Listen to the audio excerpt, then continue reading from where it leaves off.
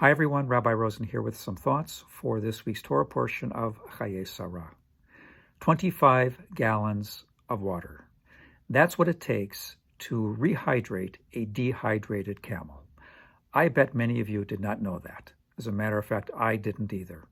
But it turns out to be a very important point in understanding a crucial part of our Torah reading of this particular week.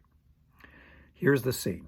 Sarah has died. Abraham has tended to her with great love and honor, making sure that he has purchased and secured a very beautiful and honorable place of burial for her and for the family down through the ages. And now he turns his attention to the next generation. He sends his servant, who is not named anywhere in this section, to his ancestral land in Aram Naharaim to find an appropriate wife for his son Isaac. And the servant performs admirably, very eager to find that appropriate wife for Isaac. And when he arrives there, and shortly before actually getting to the place where he needs to be, he devises his own kind of litmus test. Who is going to be the appropriate woman?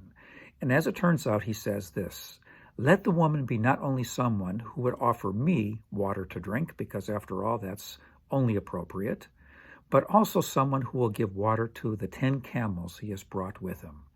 That's a pretty tall order, but that's exactly what Rebecca does. 250 gallons of water drawn from the well for the camels. And this becomes the key ingredient in understanding who will be that appropriate wife. And indeed, Rebecca becomes that wife. My question has always been, why is the identity of Eliezer kept anonymous? There are those who have suggested that he is so absorbed in being a good servant and doing his duty that his personal identity is sort of lost in the shuffle. Then there are those who have suggested that by not naming Eliezer by name, we can assume that he was perhaps a very righteous non-Jew, a non-Hebrew at the time, his ethnic identity not being important, just the fact that he was doing his duty well is what counts. Let this be a kind of a warning against chauvinism on the part of the early Hebrews. And then there is the understanding that Leon Kass brings forth that suggests that the reason why he is anonymous is that there is a higher cosmic order at work here. This is the way the world ought to work. The ways in which we invest in doing things beyond the expected, by taking kindness beyond lip service and just a moment of politeness, that is what should indicate character, and that's what should indicate how we ought to serve others and be on the lookout for those who will become our closest mates and partners in life.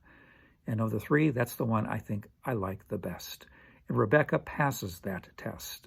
And I think that in the course of time, we would be doing very well if we would be Rebecca's in our own right, looking for opportunities to serve others with that extra ingredient of kindness, though it may be time-consuming and difficult, and also to be Eliezer's, able to be on the lookout for those within our orbit who might be worthy of our partnerships to create a more beautiful, just, and merciful world.